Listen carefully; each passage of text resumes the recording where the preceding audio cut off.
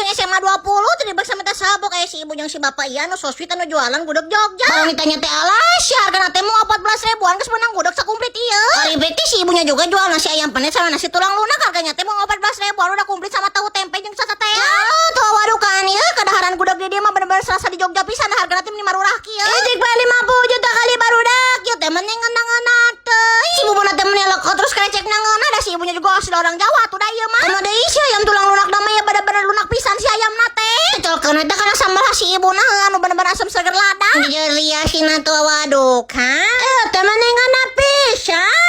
Ya, kalau kababalawakan teh si kami ge. Kalau ditanyakeun si ayam penyet mah geus puguh ya mah ngeuna bener-bener recommended pisan. Ya lo bu, buta salah ya jualan porsina roba meni marurah kieu ya teh jualan atau sedekah. Can wareg-wareg eta si kami nyobaan ayam kari make kerecek na gelas. Si aing mah pokona mah bisa berkata-kata ya mah. Kalau mah urusan di rumah di sini juga setiap hari